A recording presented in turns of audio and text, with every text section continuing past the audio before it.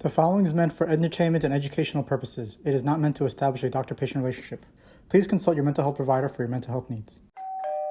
Hello, welcome to Chez Eric, where we talk about psychiatry and religion with a focus on how to apply it to your life. And we will be going through William James's lectures on the varieties of religious experience, in particular lecture 3, the reality of the unseen. Very exciting stuff, like ghost.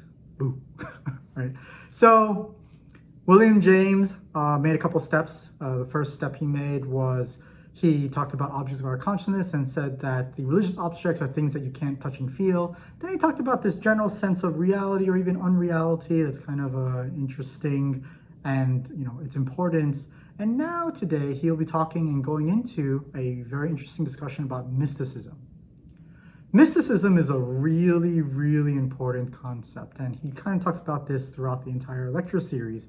And the reason why it's important is because William James is really interested in the mystical experience. What is the mystical experience? And the reason is because he really wants to highlight the exceptional people to understand the religious experience.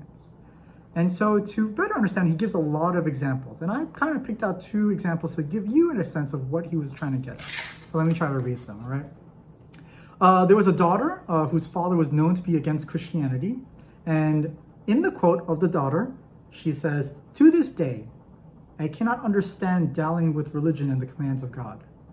The very instant I heard my father's cry calling unto me, my heart bounded in recognition.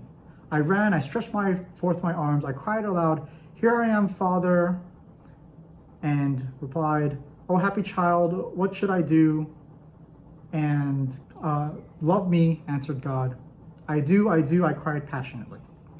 That's the first example. And then the second example was, once it was when the form of the summit of a high mountain, I looked over a gashed and corrugated landscape extending to a long convex of ocean that ascended to the horizon.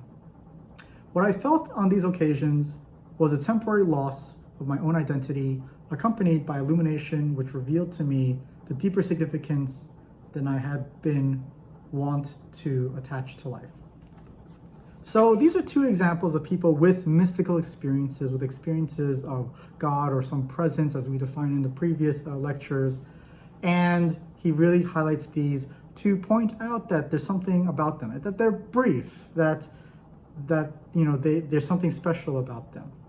But he wants to also point out that and ask, are they convincing? If someone told you, "Hey, I had a chat with God and it was awesome," would you believe them? Is it convincing for you, for your sake? It's certainly convincing to the people who have had these mystical experiences, but it's not likely to be convincing to people who have not had that mystical experience, and you can't experience what I experienced, so it's kind of useless. This is commonly the argument of someone who is atheist, to say, "I didn't experience what you experienced, why should I believe in God?" So then William James kind of brings in this concept of rationalism. And what is he getting at? Well, rationalism he outlines as 4 things, where there are definitely stable abstract principles, there are definite facts and sensations, there are definite hypotheses based on those facts, and there are definite inferences logically drawn. Why does he talk about rationalism? Because he wants to compare rationalism to mysticism. And mysticism is not something that is stable and abstract principles. It's not something that's based on facts and sensations. It's not something based on hypotheses. It's not something based on logically drawn. You just have a mystical experience. It just happens, and it is probably one of the least rational things we could do. And you might be inclined to say rational exists, therefore let's throw out the mysticism stuff and move on with a rational belief in God.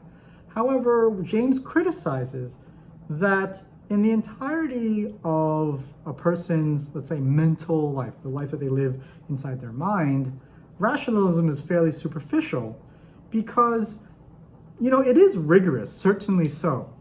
However, a large part of why we do what we do, or of the religious experience, is intuitive in nature.